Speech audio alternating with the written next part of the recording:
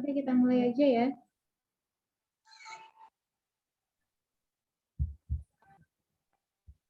Tolong yang belum on kameranya di-on-kan terlebih dahulu.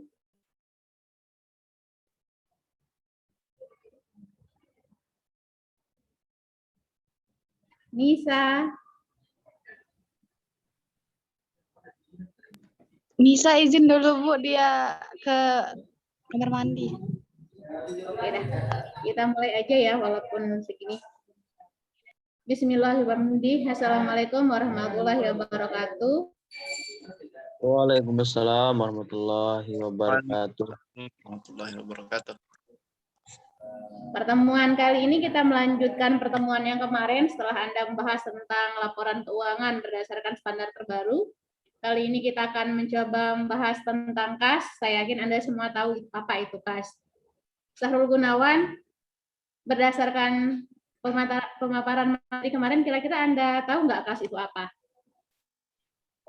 Ya, harta kita yang berhubungan dengan yang kita miliki. Artinya yang mudah dicairkan gitu. Itu kas. Oh, sesuatu yang kita miliki ya. Ya. Termasuk pasangan Anda berarti itu adalah kas. Nah, itu termasuk harta kita kan. Cuman kalau ini kan kalau kas itu kan Bu bisa mudah untuk dicairkan menjadi cuan-cuan, menjadi uang. Gitu. Oke. Sebelum kalau kita kan nggak bisa dicairkan. Ya. Sebelum kita masuk ke materi, kita cek apa yang ingin kita capai melalui pertemuan ini.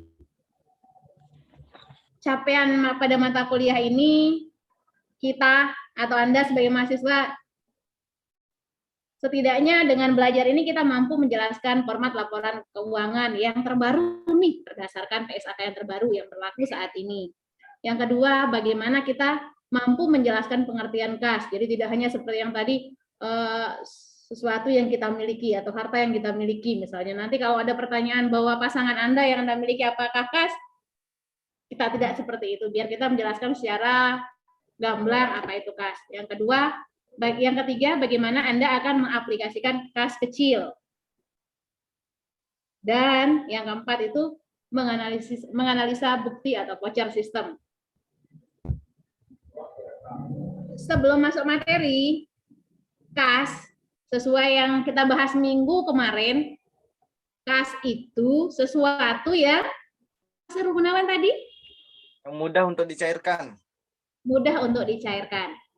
Saking mudahnya dicairkan ini, harta atau uang atau apapun namanya yang liquid dalam akuntansi itu dinamakan kas ya. Ya. Saking mudahnya dicairkan, contohnya uang yang Anda miliki ini kan namanya kas di akuntansi ya. Ketika udah masuk ke kantong Anda sangat gampang Anda keluarkan. Sehingga terkadang Anda nggak sadar kalau uang Anda tiba-tiba habis. Sehingga kita memerlukan kontrol terhadap kas atau uang kita. Seperti apa kontrol yang akan kita lakukan? Yang pertama. Kenapa? Dadah. Terus Bu, terus. Oke. Kalau kita berbicara pribadi kita, cara kita ngontrol berbeda-beda. Kalau Anda mau menggunakan aplikasi, banyak sekali di Play Store tentang bagaimana Anda melakukan pengontrolan atau pengelolaan terhadap kas, baik kas keluar maupun kas masuk Anda. Tapi kalau sekiranya duit atau kas kita ya seadanya, saya rasa nggak perlu melakukan kontrol terhadap kas. Tapi kalau memang untuk lebih efisien, supaya lebih gampang, Anda tidak memikirkan uangnya kemana, jatuh kemana, bisa Anda melakukan kontrol. Pada pertemuan ini kita tidak membahas tentang kontrol terhadap kas kita pribadi, tetapi berbicara tentang kontrol terhadap kas yang pada perusahaan besar. Silahkan berhubung Pak Tony angkat tangan. Ada yang ingin ditanyakan Pak Tony? Sebelumnya silahkan on kamera. Salah tekan Bu. Oh salah tekan. Nyoba emot mungkin itu. Kalau ada yang Anda tidak pahami, Anda bisa langsung angkat tangan atau langsung bertanya, tidak masalah, kita bahas sama-sama. Yang pertama, kontrol terhadap kas perusahaan adalah tujuan kontrol itu yang pertama adalah pencegahan, yang kedua deteksi. Pencegahan itu maksudnya apa? Kalau di individu nih, pencegahannya supaya Anda nggak boros lah, katakan. Kalau di perusahaan dagang, gimana caranya melakukan pencegahan terhadap pencurian atau penyalahgunaan. Karena yang namanya kas sangat rentan sekali. Apalagi di akuntansi, di kita, di teller atau di accountingnya, Rp1 pun itu bisa menjadi penyalahgunaan.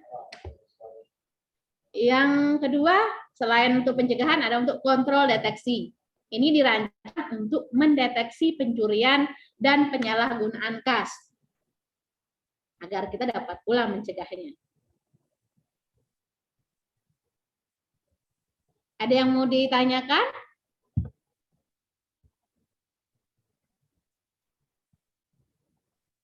Belum ada, Bu. Datul Jannah, Ya, Bu. sampai di sini ada yang mau ditanyakan? Insya Allah. Gini Bu. Ini Bu, Kenapa? terkait dengan kontrol deteksi ini Bu. Yang penyalahgunaan kas yang dideteksi itu melalui apa Bu? Kan kalau kita mendeteksi itu pasti ada media untuk pendeteksiannya. Misalkan mungkin ada barang yang dideteksi supaya agar gimana ya? Agar tahulah gimana apakah dia itu memang salah penggunaan untuk kas tersebut, itu dideteksi dari mana, Bu? Oke, terima kasih Sahrul Gunawan. Mungkin maksudnya Sahrul Gunawan, apakah pendeteksian ini menggunakan alat atau tidak? Ya. Nah, itu maksud saya, Bu. Seperti deteksi tsunami, bukan ya? Nah. Untuk pendeteksian terhadap kecurangan atau risiko pencurian dalam kas itu Anda bisa melakukan kontrol dengan salah satunya adalah membuat kas kecil. Karena di sana kita akan tahu kemana saja uangnya, berapa rupiah, kenapa ada selisih, dan kenapa ada yang lainnya. Jadi kita buat sendiri, bukan menggunakan alat ya. Kita sih tetap menggunakan buku. Beda halnya ketika Anda menggunakan aplikasi komputer, ketika belajar komputer akuntansi, maka kita menggunakan deteksi lain, bukan menggunakan buku buat manual, menggunakan kas kecil ya, tapi tetap namanya kas kecil. Bagaimana Sahrul Gunawan? Oke, Bu. Oke. Seru bahas tuh. Selain kita melakukan kontrol terhadap kas atau apa yang kita terima, kita juga harus tahu dari mana datangnya, dari mana sumber penerimaan kas kita. Di materi ini kita membahas tentang bisnis retail. Jadi sumbernya berdasarkan, Anda bisa lihat slide, Anda bisa pelajari yang saya sudah share juga, berawal dari mana. Bisnis retail, Bu. Mulana. Siapa ini yang berbicara? Tolong kalau sudah? Yang bisnis retail itu maksudnya bisnis dagang gitu. Ya, bisa industri, bisa manufaktur. Berarti enggak. Kalau dia seperti yang Anda pelajari di akuntansi ya, ada departemen-departemen masing-masing. Oh ya, Bu. Paham? Paham. Oke, kalau di penerimaan kas nih, kita berawal dari kasir. Kalau di toko misalnya, di mall atau di mana yang Anda sering melakukan perbelanjaan, dari kasir. Misalnya dari tiket deposit dulu nih, Anda punya deposit, kemudian ke departemen. Dan dari sana, dari kasir ini Anda mendapatkan penerimaan kas. Kalau dari bank misalnya Anda bisa menerima penerimaan surat, baik berupa cek atau obligasi atau bukti yang lain, bukti pelunasan yang lain. Dari departemen kasir ini akan masuk ke departemen akuntansi setelah melalui proses register. Jadi ujungnya di departemen akuntansi yang melakukan pencatatan dan pembukuan, bukan teller atau bukan kasir, melainkan departemen akuntansi. Jadi yang membuat deteksi atau kontrol itu adalah departemen akuntansi. Dia membuat kas kecil, bisa saja bendahara atau apakah namanya, tergantung instansi yang kita tempati. Kita coba masuk ke contoh kasus ya mengenai pengontrolan terhadap kas. Misalnya nih, tanggal 19 Maret terjadi penjualan tunai sebesar 3.150 US dollar pada pita mesin cash register ternyata yang diterima $3.142. Berarti ada selisih. Seperti tadi, keinginan di awal tuh kita melakukan kontrol, katanya ingin deteksi nih. Sekarang ketika dia ada, kita melakukan penjualan $3.150. Kok yang kita terima 3.142? Ada selisih $8. Kita akan menelusuri kemana dia dan apa yang terjadi dengan $8. Kan kita tidak mungkin langsung menjas kontingnya atau departemen akuntansi bahwa ada pencurian sebesar $8. Nisa, tolong kameranya on dan coba Anda coba jawab. Silahkan Nisa.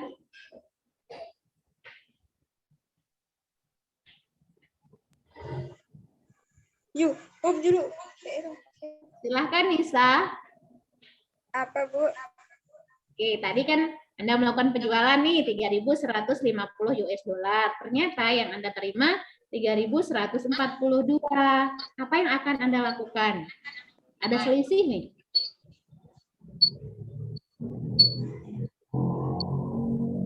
Gimana? Ini dalam kasus mengontrol. Oh ya, Gimana? ditaruh di kas kecil tuh. Ditaruh di kas kecil. Berarti tinggal kita pindah ke sebelah ya.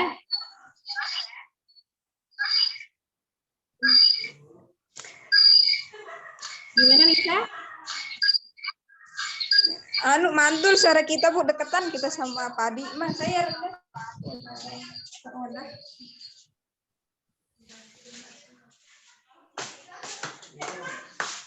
apa tadi, Bu?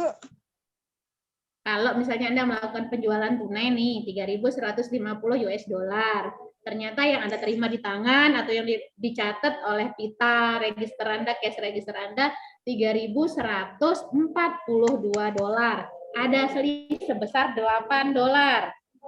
Bagaimana Anda melakukan pencatatan? Yang jelas-jelas ada selisih nih. Anda langsung vonis ke pembeli atau bagaimana?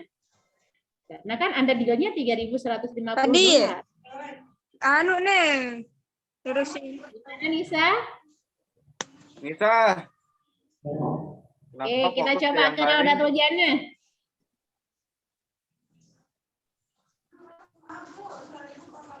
Raudatul Ini Jannah. ada chatnya. Putus-putus suara Ya, Ibu. maaf, putus-putus suaranya makanya. Oke, Pak Tony. Hadir, Bu. On kamera Silahkan. seharusnya, Bu. Weh, Kenapa? aduh. Apa dengan suara saya? Marah dengan yoga aku juga. Hadir, Bu, hadir. On kamera Pak Tony. Mana? Oh iya. On kameranya ini Pak Tony. Zulpia Halo, Bu. juga. Iya. Ya, sudah, Bu, sudah. Silahkan Pak Tony.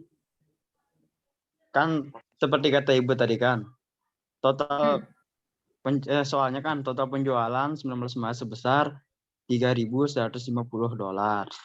Pada pita mesin ternyata kas yang diterima hanya 3.142 di tangan. Nah, yang jadi pertanyaannya itu kan yang $8 itu kan gimana? Itu selisihnya itu kan $8. Kan Ya. seperti yang dijelaskan oleh Ibu kemarin di pertemuan kemarin itu kan ada namanya itu catatan kecil yang ditaruh kepada kas kecil. Kira-kira seperti itu zaman saya, Bu, kurang lebihnya. Oke, kita coba ke Zulpia. Zulpia.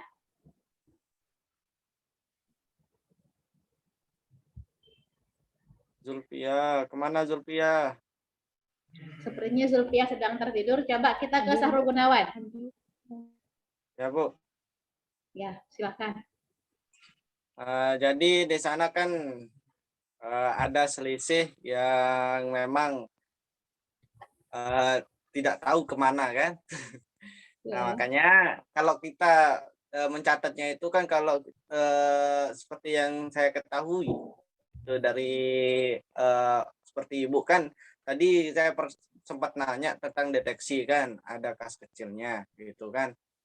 Mungkin ini kemungkinan saja itu bisa saja dicatat di kas kecil sebagai anunya untuk pencatatannya, bukan di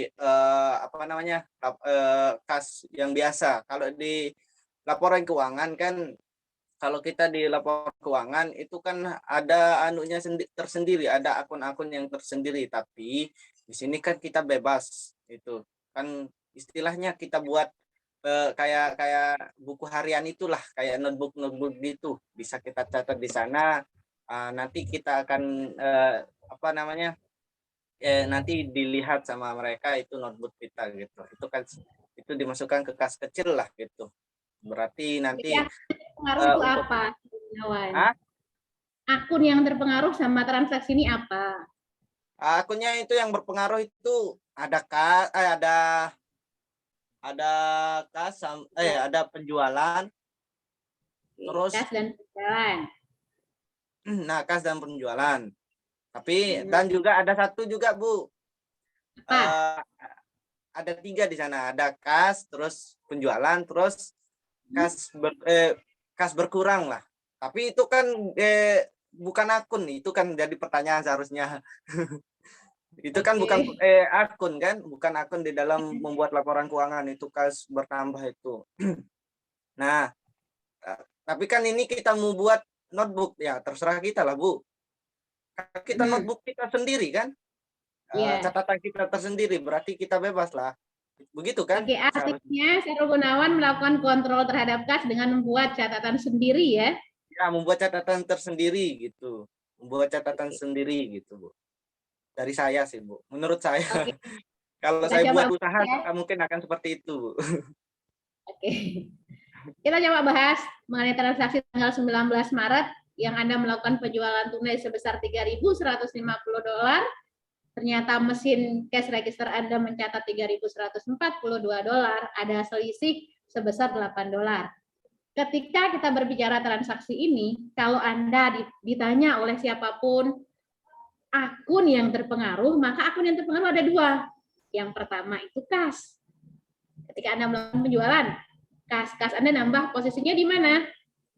Di debit. Ingat, ketika ditanya yang terpengaruh, kita selalu mendahulukan yang tersebut debit dulu baru kredit. Jadi kas terhadap debit. Kas terhadap penjualan. Posisi kas itu di debit dan posisi penjualan di kredit. Hanya saja karena Anda melakukan kontrol terhadap kas, maka Anda tidak menulis atau tidak mencatat akun yang terpengaruh. Anda cukup membuat kas. Kas yang Anda tulis sesuai dengan yang ada di pita register. Kalau kas yang Anda terima ternyata $3.142, maka Anda catatnya sesuai dengan kenyataan. Karena sesuai dengan standar akuntansi keuangan yang terbaru, kita menggunakan yang aktual atau yang nyata, yang berapapun Anda terima itu yang Anda catat. Oke. Berarti gini, Bu. Saya nanya. Terus kalau kita membuat laporan keuangan dari jumlah yang berbeda tadi sesuai dengan kan itu tidak sesuai dengan penjualan yang seharusnya. Itu kan berselisih dengan $8 kan? $8. Nah, tapi kalau kita buat laporan keuangan itu berarti apa yang kita terima itu 3.142 itu 142 berarti itu yang kita catat untuk penjualannya juga berarti. Iya. Jadi kalau untuk laporan keuangannya nanti Anda lihat kasnya, kas induknya. Ini kan kita membahas kontrol terhadap kas. Di transaksi ini karena adanya perbedaan, kenapa saya kasih ilustrasi yang ada perbedaan supaya Anda tahu bahwa tujuan dari pembuatan kas kecil itu adalah untuk mengontrol ketika ada selisih. Kalau masalah antara penerimaan kas yang nyata dan yang tidak sebenarnya Anda bisa ungkap di CALK. Seperti kemarin laporan keuangan yang Anda bahas 5 kemarin itu loh. Jadi Anda bisa bahasakan di CALK. Metode apa yang Anda gunakan dan berapa yang Anda akui. Kembali ke materi untuk mengontrol penerimaan kas tadi, ketika ada selisih, yang kita akuin adalah yang kita terima nyata. Di buku kas kecil atau seperti katanya Sarul Gunawan, catatan saya, terserah saya dong Bu. Jadi seperti itu ya, Anda catat sesuai yang Anda terima. Yang Anda terima 3.142, maka Anda catat 3.142. Sisanya yang sebesar $8, Anda bisa tulis kas berlebih atau berkurang, itu terserah Anda. Kalau memang dia berkurang, maka Anda tulis kas berkurang. Kalau dia berlebih, Anda tulis kas berlebih, itu terserah dari Anda yang buat. Terhadap apa? Terhadap penjualan. Penjualan yang Anda tulis sesuai dengan nominal penjualan. Ini fungsi dari Kas kecil. kas kecil. Oke, paham? Ada yang bertanya? Gimana? Ada yang bertanya? Ada enggak? Oke, kalau nggak ada kita coba lanjut. Ini untuk mencatat penjualan tunai dan kas di tangan atau aktual. Sekali lagi, yang selain aktual, sejak dia menggunakan IFRS itu tidak berlaku lagi ya. Anda sesuaikan dengan standar yang terbaru. Yang kedua, misalnya tadi kan kontrol kasnya itu untuk yang penerimaan kas. Ternyata ada selisih ketika Anda nerima kas. Yang sekarang kita lanjut ke pembahasannya itu kontrol kasnya pada saat Anda melakukan pembayaran kas. Kontrol kas harus menjamin bahwa pembayaran dilakukan hanya untuk transaksi yang disetujui. Jangan pernah Anda melakukan pembayaran pada transaksi yang tidak disetujui. Itu akan menyalahi aturan dan membuat Anda bisa-bisa diseret ke hotel yang sangat indah. Iya. Oke. Yang kedua, kontrol kas seharusnya dapat meyakinkan bahwa kas digunakan dengan efisien. Tujuan di kontrol kas untuk pembayaran kas. Yang ketiga, sistem dengan tanda bukti atau voucher system itu bisa Anda gunakan sebagai pencatatan di kas kecil atau Anda menggunakan kontrol pada kas di saat Anda melakukan pembayaran kas. Itu dasar voucher. Kalau berbicara voucher nih, biasanya kaum hawa ini paling jeli nih. Kalau tidak melakukan kontrol, bisa-bisa kasnya sampai habis. Ya, nggak sadar. Jangan sampai berhubungan sama tetangga sebelah tuh bawa HP. Bu, bisa nggak HP saya digade karena saya sudah belanja karena adanya voucher misalnya. Atau karena adanya diskon. Itu sebabnya di akuntansi keuangan harus Anda kontrol, dalam diri pribadi pun Anda harus melakukan kontrol terhadap pengeluaran kita. Jangan sampai pengeluaran lebih besar daripada pemasukan sehingga menimbulkan hutang. Oke, fitur dasar sistem voucher. Biasanya kalau yang menggunakan voucher, ya jelas Anda dapat vouchernya ya. Kedua, Anda punya file untuk voucher. Dan voucher yang Anda pegang belum digunakan untuk transaksi. Jadi digunakan ketika Anda bertransaksi atau setelah Anda di kasir nih mau melakukan pembayaran baru menggunakan atau klaim vouchernya. Yang ketiga bisa dilakukan oleh Departemen Akuntansi setelah semua dokumen pendukung yang diperlukan diterima, misalnya permintaan pembelian sudah, faktor pemasuk ada, laporan penerimaan barang juga sudah ada, baru bisa menggunakan voucher yang tadi. Yang keempat, dalam membuat voucher, pegawai bagian piutang memverifikasi kuantitas, harga, dan keakuratan matematis dokumen pendukung dan menyimpan voucher yang telah dibayar, supaya jumlah voucher yang beredar dengan piutang yang diterbitkan oleh Departemen Akuntansi tadi sesuai, jangan sampai lebih. Siapa tahu digandakan. Jadi harus dilakukan kontrol. Ketika Anda ingin melakukan pembukuan, namanya kita belajar akuntansi, pasti endingnya adalah laporan keuangannya. Sering sekali terjadi ketika Anda punya uang atau punya perusahaan besar yang saldonya tidak sekedar Anda pegang, misalnya ada di bank. Itu sering terjadi selisih, sehingga Anda perlu selalu konfirmasi ke pihak bank atau dalam bisnis yang sekarang, dunia sekarang yang banyak menggunakan e-commerce dan e-money, Anda bisa menggunakan mobile banking dan seterusnya. Anda nggak perlu menghabiskan waktu pergi ke teller atau ke banknya, cukup dari rumah Anda bisa cek saldonya, jadi tetap akurat laporan yang Anda buat. Oke.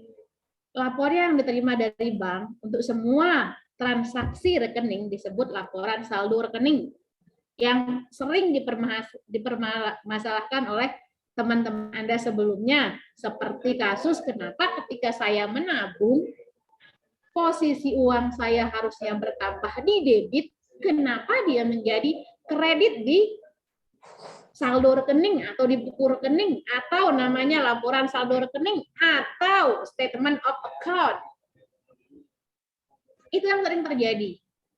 Dan kembali kita ulas lagi bahwa kenapa dia bisa seperti itu, kenapa ketika bertambah, jelas-jelas saya nabung kok bisa posisi kas saya nambah itu di kredit, tidak di debit seperti yang kita jelaskan setiap kali pertemuan, itu karena yang melakukan pencatatan adalah pihak bank, bukan kita.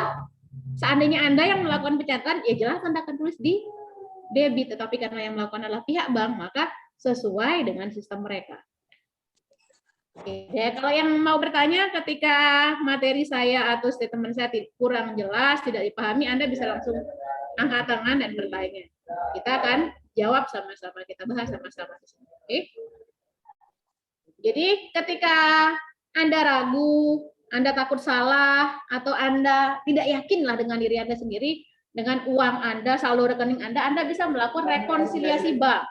Di mana rekonsiliasi bank ini merupakan sebuah daftar item beserta jumlah yang menyebabkan saldo kas yang dilaporkan pada laporan bank berbeda dengan saldo akun kas pada buku besar Anda atau pada buku besar perusahaan yang Anda buatkan laporan keuangan. Supaya tidak terjadi perbedaan, Anda harus selalu menggunakan Anda cross check lagi lah, atau disebut dengan rekonsiliasi bank. Supaya kenapa? Cek ulang maksudnya rekonsiliasi. Supaya saldo kas Anda yang di buku besar, di laci, dan di bank sama. Ketika kita buat laporan keuangan, ketika kita diaudit, jadi jelas, oh nominalnya sekian, saldo di bank sekian. Jadi tidak ada masalah lagi ketika Anda sudah melakukan rekonsiliasi. Pertanyaan yang sering muncul juga ketika Anda melakukan pencatatan terhadap kas adalah, mengapa catatan perusahaan berbeda dengan laporan bank? Harusnya kan uang Anda di bank dengan di perusahaan atau di rumah Anda atau di laci Anda itu sama. Kenapa laporan keuangan perusahaan Anda bisa berbeda dengan laporan perusahaan bank? Itu disebabkan karena beberapa masalah, bukan masalah sebenarnya. Bisa karena satu, ceknya masih beredar, artinya belum ditukarkan ke bank, tapi di accounting atau di bendaharanya sudah dikeluarkan cek. Hanya saja penerima ceknya belum menukarkan cek ke pihak bank. Jadi ceknya masih berjalan, walaupun dia tidak punya kaki, dia masih berjalan atau beredar. Ya. Yang kedua, simpanan dalam perjalanan, intinya dia belum ke bank. Yang ketiga itu dia sudah ke bank, hanya nominalnya berbeda karena biaya pelayanan bank, dia dikenakan biaya.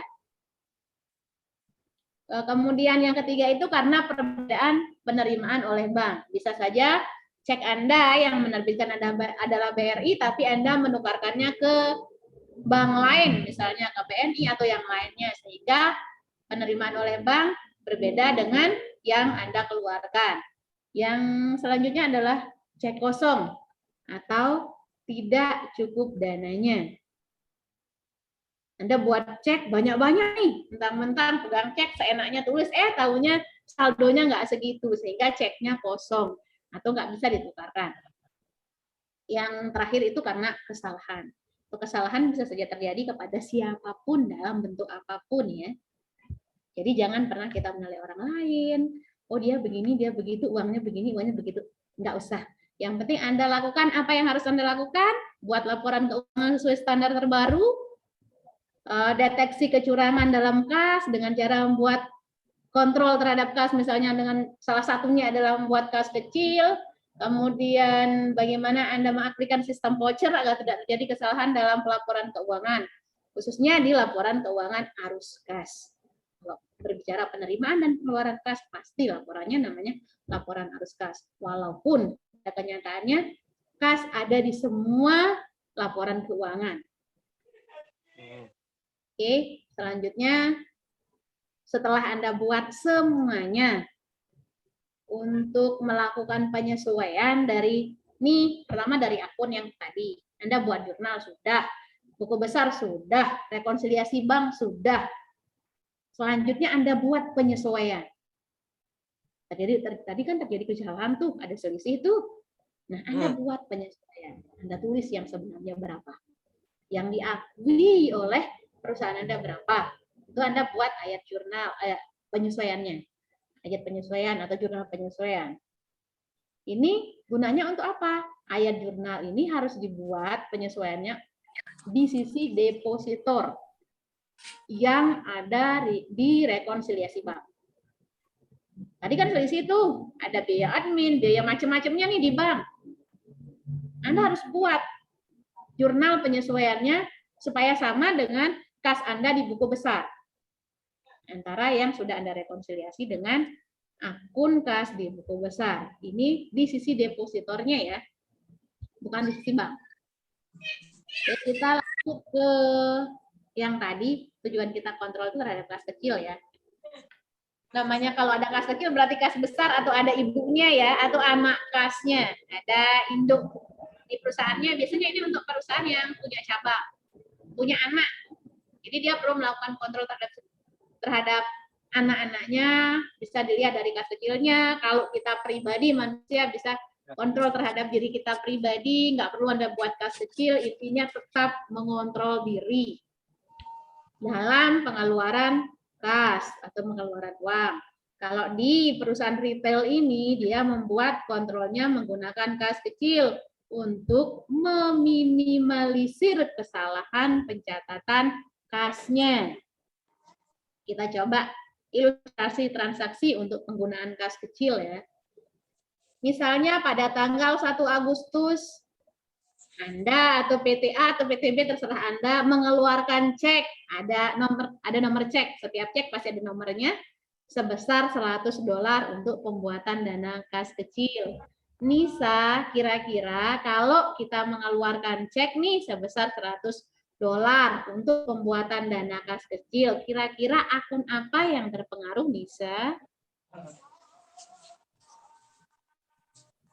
Nisa, akun yang terpengaruh? Iya, Bu. Akun yang terpengaruh kira-kira akun apa ya? Iya, Bu. Nah,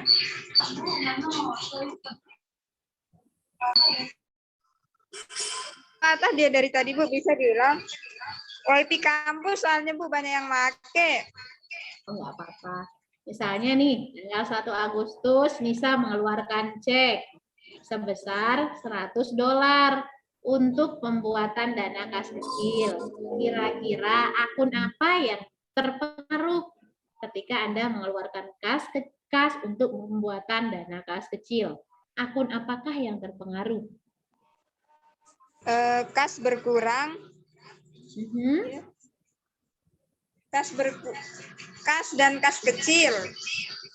Kas kecil, kasnya kenapa? Kas kecilnya kenapa? Kan kita mengeluarkan uang untuk membuat kas kecil, jadinya kas kecilnya iya. Oke, coba ke Pak Tony.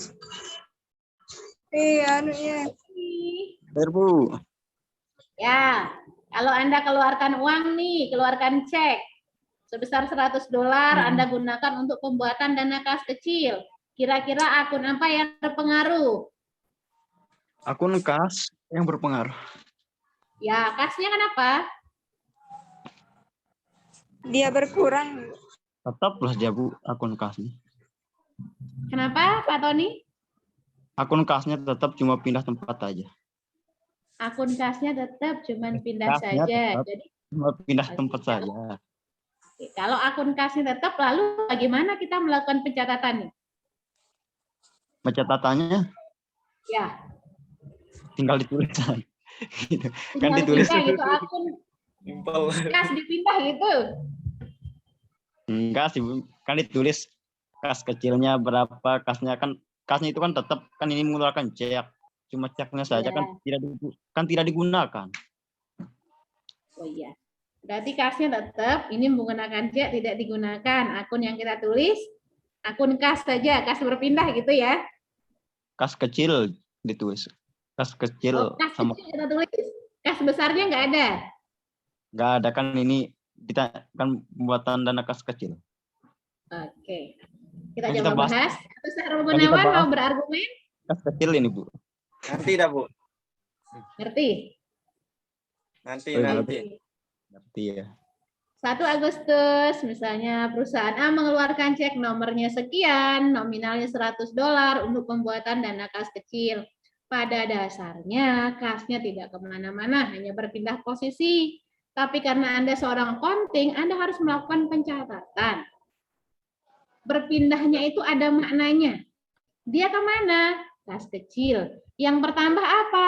Kas kecilnya yang bertambah. Dari tidak ada tadi menjadi $100. Kalau dia bertambah, maka posisinya di debit. Dia dulu yang Anda sebut, atau dia dahulu yang Anda tulis. Posisi harta yang bertambah. Akunnya apa? Kas. Kas apa? Kas kecil. Karena tadi kan saldonya 0 tuh kas kecilnya Anda buat dengan cek tadi, maka kas kecil. Pada apa? Pada Debit. kas. Oh, pada kas. Kenapa? Kas Anda keluar. Kalau kas keluar, berkurang. Posisinya di mana? Di kredit. Akun yang terpengaruh apa? Kas kecil pada kas. Walaupun kenyataannya kas Anda tidak kemana-mana, hanya berpindah tempat dari yang besar atau dari yang induk ke kas kecil. Tapi tetap Anda buat pencatatannya. Jadi kas kecil pada kas. Ada yang belum paham, silakan Anda bertanya. Silakan deh. Silakan Silakan. Sahrul Gunawan. Kan Pak Tony mau. Pak Tony mau bertanya. Silakan. Harul duluan. Jadi kan, Bu, Mhm. seperti yang saya sampai situ pengetahuan saya, kan di laporan keuangan itu kan enggak ada akun kas kecil kalau enggak salah. Ada, emang ada, Bu. Makanya saya mau bertanya ini, ada atau enggak ini, Bu? Karena kan enggak pernah temui soalnya di semester lalu. Enggak ada bilang Nama kas akun kecil. di laporan keuangan, akun kas kecil. Ah, Itu yang ditanyakan Sahrul Gunawan. ya. Ada enggak akun kas kecil di laporan keuangan itu? Kalau pertanyaan Sahrul Gunawan, Bu, ada enggak akun kas kecil pada laporan keuangan? Tidak ada. Adanya hanya kas. Tujuan pembuatan kas kecil ini hanya untuk mengontrol pengeluaran dan penerimaan kas. Adanya hanya di catatan kecil Anda atau di buku besar Anda. Ketika Anda output keluarkan atau Anda ekspor keluar, maka dia menjadi kas saja. Tidak ada kas ibu, kas anak, kas kecil, kas besar, tidak. Adanya hanya kas. Jadi kalau pertanyaannya ada nggak, pembuatan Bu, kas laporan kecil? keuangannya ini nanti, Bu, kan ini termasuk juga pengeluaran itu. Yang Misalkan mana? aku penting untuk membuatnya. Ya, Kan aku kenapa? akan membuatnya. Endingnya pasti ada saldo kasnya nanti. Oh, gitu. Dari tanggal 1 sampai tanggal 30 misalnya. Ada saldo kas. Nah, saldo kas itulah yang Anda masukkan ke laporan keuangan, entah posisinya di kredit atau di debit. Kan tergantung dari proses penerimaan atau pengeluaran Anda. Nanti di awal itu ketemu dia saldo kasnya berapa. Tidak mungkin yang Anda keluarkan adalah kas kecil, itu tidak mungkin. Pasti saldo kas yang akan Anda pindahkan ke laporan keuangan. Jadi kalau Anda cek akun kas kecil di laporan keuangan tidak akan pernah ada. Siap, Bu. Siap. Berarti nanti gini lah, berarti kalau anunya itu apa namanya di kas kita lihat saldo kas kecil itu totalnya berapa, terus itu yang kita masukkan. Iya, saldo kas di yang terakhir Oh iya, siap Bu, siap. satu periode pencatatan. Misalnya kalau Anda pakai 1 bulan, berarti di setiap tanggal 30-nya atau di akhir bulannya, Anda bisa cek saldo kasnya, Anda masukkan ke laporan keuangan Anda kalau Anda melakukan laporan keuangan per bulan. Kalau per triwulan, berarti per 3 bulan, tergantung dari bulan yang Anda tempatin. Oke Bu. Nah, sudah, Sarul Gunawan? Sudah. Tadi kayaknya Pak Tony mau bertanya. Silahkan Pak Tony. Der, Ya, tadi kayaknya bertanya ya. gini bukan. Di dalam pencatatannya ini saya masih bingung, Bu. Perihal pencatatan masih bingung. Iya, Apa yang dibingungkan? kan ini yang dituliskan kas, terus kan yang akunnya kan kas kecil, kas, terus yang itu membuat dana kas kecil itu maksudnya itu apa itu, Bu? Apakah perlu dibuat apa tidak itu kan? Bukan, kan ceritanya ini Anda buat kas kecil nih. Ini ceritanya bukunya ini, buku catatan kas kecil Anda. Di bawah akun yang berpengaruh itu Anda buat keterangan. Untuk apa uang itu? Ini bukan akun ya yang di bawah yang membuat dana kas kecil. Itu hanya keterangan untuk mempermudah Anda ketika Anda di audit internal misalnya nih sama atasan Anda. Loh, ini kenapa kas kecil pada kas misalnya? Kok akunnya ini? Oh, ini saat kita buat dana kas kecil kemarin, Pak.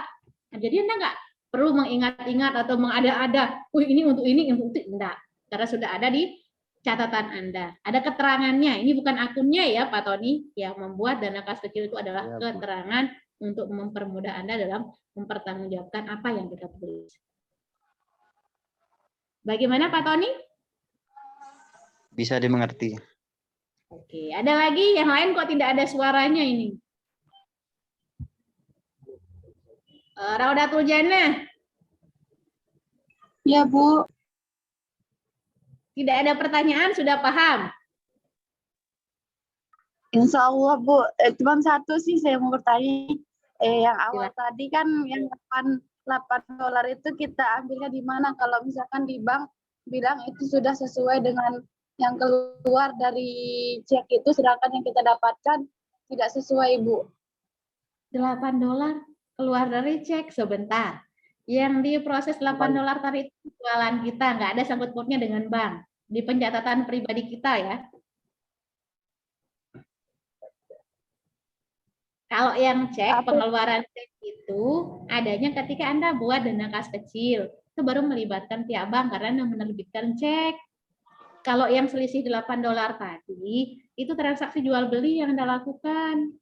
Hanya perbedaan ketika Anda deal transaksinya 3.150 tadi ya. Kemudian yang Anda terima ternyata 3.142 ada selisih 8. Itu enggak ada kaitannya sama bank ya.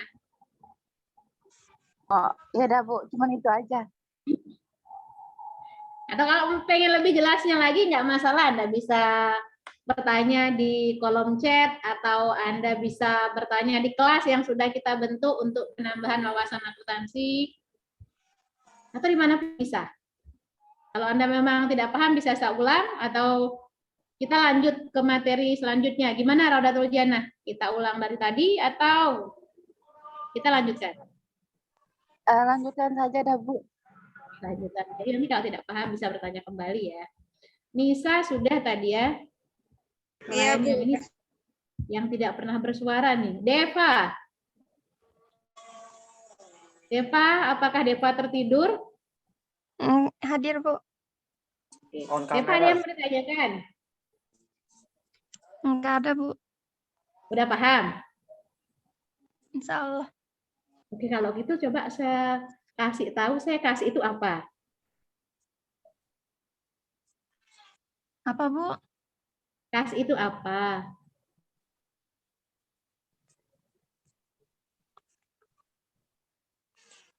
Deva. Kas itu uang yang kita punya. Oh, kas itu uang yang kita punya. Oke, kayaknya ini ada yang baru masuk ya. Coba Miss Pudin. Miss Pudin. Apa Miss Pudin? Ini ada Misku namanya kalau nggak salah nih. Semester Silakan, 8 itu. Ya, Yang semester 8 ya. Ngambil di mata kuliah kita ya. Ya Bu, yang ambil di mata kuliahnya Ibu itu. Ini sepertinya Miss Kudin tertidur. Lalu Wahyu.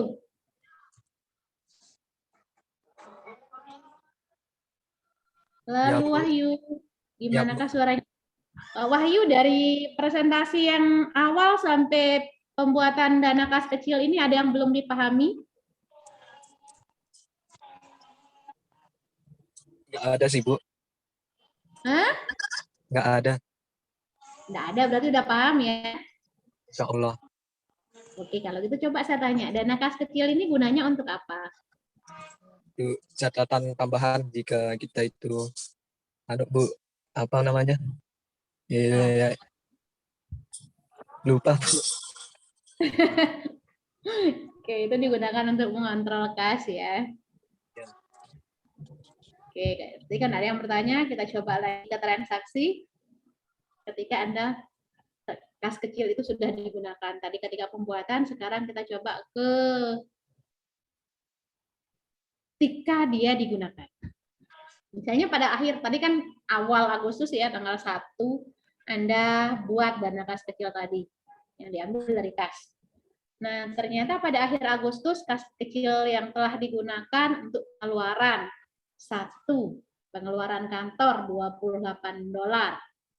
Materai atau perlengkapan kantornya ada $22, perlengkapan tuku 35, dan biaya administrasi lain-lainnya ada $3 nih. Berarti udah direkap nih pengeluaran selama 1 bulan dari awal Agustus sampai akhir Agustus. Dana kas kecil digunakan untuk yang tertera pada soal misalnya. Kira-kira apa yang akan kita tulis di kas kecil? Seperti katanya Sahrul Gunawan di awal tadi, kita bebas Bu nulis apa saja, yang penting kita paham. Karena kita tidak berpatokan sama akun saja. Mana? Ada yang bisa ngasih gambaran atau jawaban, kira-kira kita tulis apa nih ketika dana kas kecil kita sudah kita gunakan untuk item-item tertentu misalnya. Pertama kita tulis apa? Di Perlengkapan dulu. Perlengkapan sebesar $28.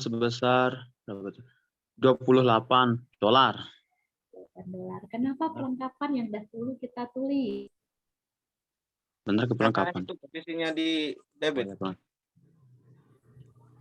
Perlengkapan kantor kan otomatis ini dari nggak ada menjadi ada ya. Kan dana kas kecilnya baru dibuat, berarti baru dibeli nih perlengkapan kantornya. Iya, baru dibeli. Jadi, Anda tulis tadi pertama disebut karena posisinya debit ya. Ya. Bisa. Oke. Terus perlengkapan toko. Perlengkapan kantor.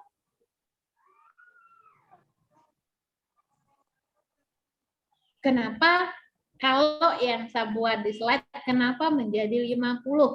Kalau yang dijawab Pak Tony tadi, perlengkapan kantor katanya Pak Tony 28. Lalu kenapa di saya pada tanggal 1 Agustus saya menulisnya $50?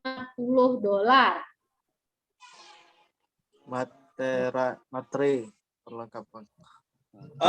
Ini kan ada catatannya, materi perlengkapan kantor ya. Itu ada catat. Jadi perlengkapan kantor di awal yang 28 bisa dijadikan satu dengan materai karena materai itu dijadikan sebagai Ya. Perlengkapan kantor dengan materai itu digabung menjadi satu, ketemu angka $50.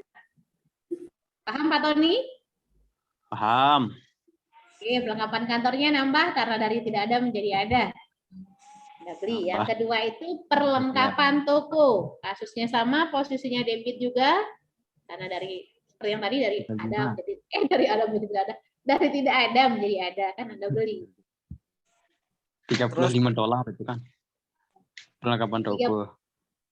Nah, sesuai soal yang ketiga itu ada beban admin ya atau administratif atau biaya lainnya itu sebesar $3. Nah, terus udah nggak ada masalah ya. Terus pada kas. Ada apa kira-kira?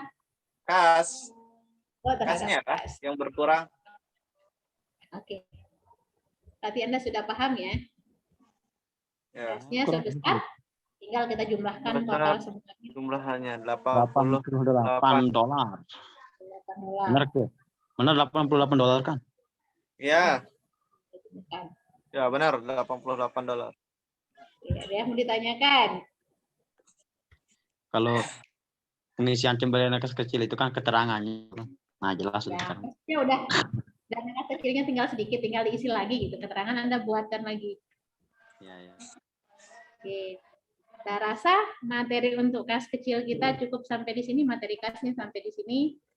Pertemuan selanjutnya sesuai dengan RPS yang sudah saya bagikan. Jika Anda belum paham, Anda bisa bertanya atau kita beri kesimpulan dulu terhadap materi kita hari ini. Simpulannya, kontrol internal terhadap kas itu bisa dilakukan dengan dua cara atau dengan dua kegunaan, dua fungsi. Yang pertama kontrol pencegahan, yang kedua kontrol deteksi. Caranya dengan pembuatan kas kecil tadi ya. Kemudian yang kedua kita bahas tadi kontrol internalnya terhadap penerimaan kas. Yang pertama tadi kontrol terhadap kas, kedua kontrol internal terhadap penerimaan kas.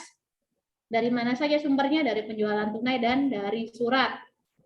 Ya, voucher juga. Itu bisa berupa cek atau surat utang atau surat lainnya. Yang ketiga, kontrol internal terhadap pembayaran kas yang sering terjadi selisih seperti ilustrasi contoh tadi. Yang keempat, penggunaan voucher beserta fitur-fiturnya.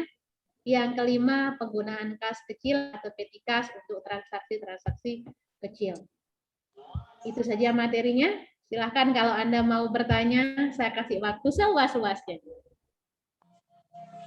Silahkan. Ada yang mau bertanya? Atau sudah cukup? Kalau dari saya, Bu, nggak ada. Sudah saya Dari keluarkan tadi. kami. Berjalan.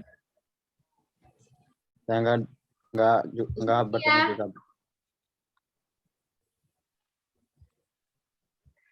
Lalu Wahyu Ilyas.